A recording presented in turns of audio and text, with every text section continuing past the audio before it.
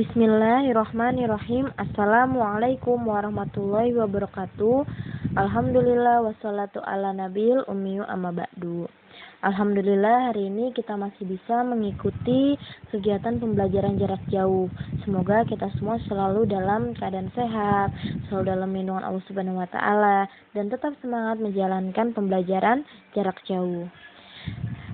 Bagaimana anak-anak ibu yang soleh dan solehah? Kemarin libur panjangnya menyenangkan atau tidak? Ibu harap walaupun kemarin libur panjang, kalian tetap memurojaah hafalannya, kalian tetap memurojaah materi-materi yang telah ibu dan bapak guru sampaikan. Baik anak-anak, hari ini ibu akan menjelaskan mata pelajaran matematika. Kita masuk ke bab 4 mengenai bangun datar. Nah, di kelas sebelumnya pasti kalian sudah belajar tentang sifat-sifat segitiga, persegi, dan persegi panjang, di mana segitiga, persegi, dan persegi panjang ini adalah termasuk bangun datar. Nah, pada pelajaran berikut ini kamu akan mempelajari tentang keliling dan luas segitiga, persegi, dan persegi panjang. Selain itu, kalian juga akan mempelajari tentang bentuk-bentuk lain dari segi banyak. Nah, coba kalian buka halaman 93. Kalian amati, ada gambar A sampai dengan H. Nah, di sini ada pertanyaan.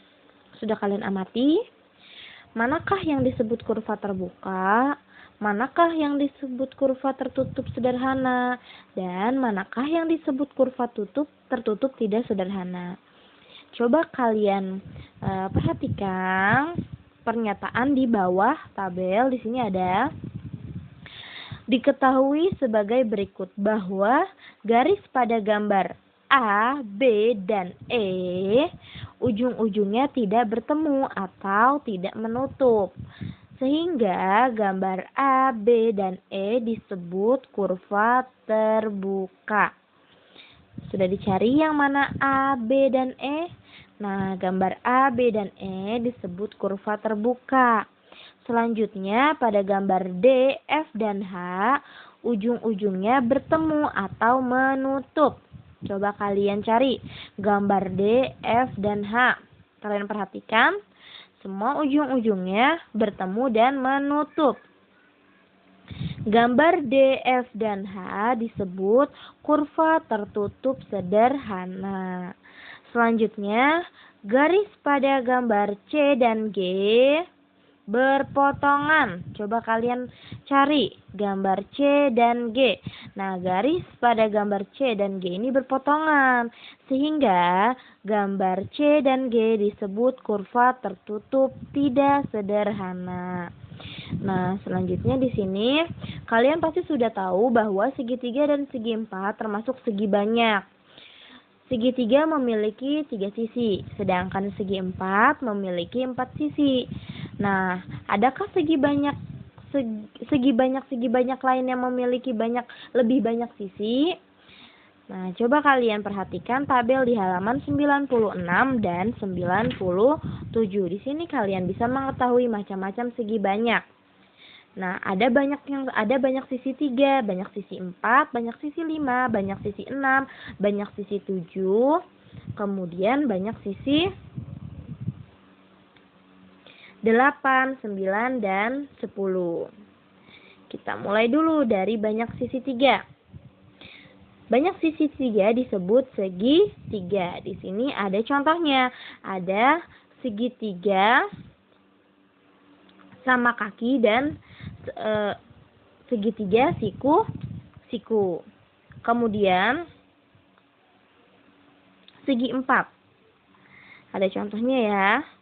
Segi 5 atau yang disebut dengan pentagon.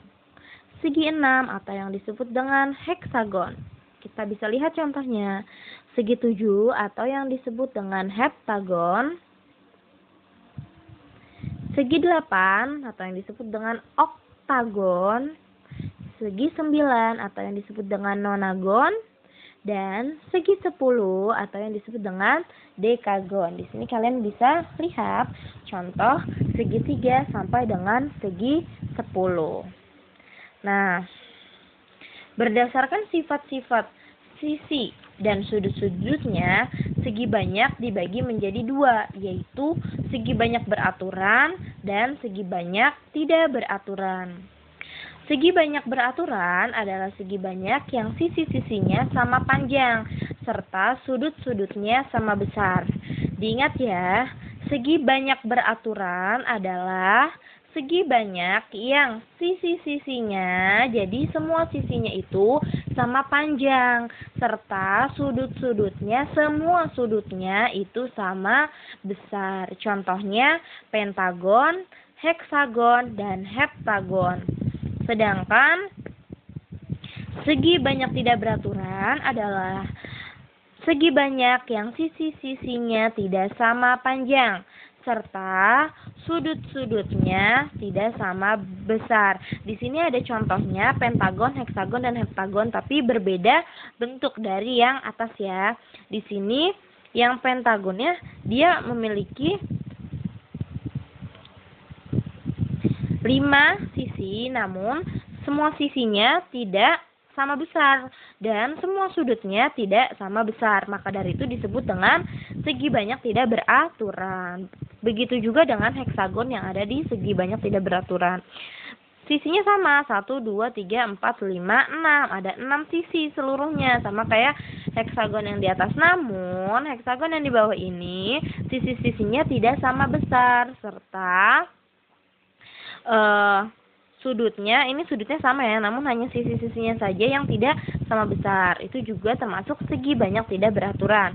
Nah, syarat segi banyak beraturan itu kan sisinya sama besar dan sudutnya sama besar. Dan yang terakhir di sini ada heptagon. Heptagon di sini memiliki sama sisi yang tidak sama panjang dan sudut yang tidak sama besar. Maka heptagon di sini disebut dengan segi banyak yang tidak beraturan.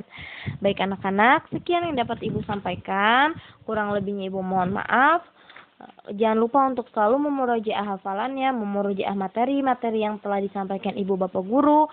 Jangan lupa sholat 5 waktu, jaga adab akhlaknya. Ibu tutup dengan doa penutup majelis. Subhanakallahumma wa bihamdika asyhadu alla ilaha illa anta astaghfiruka wa atubu ilaik. Wassalamualaikum warahmatullahi wabarakatuh.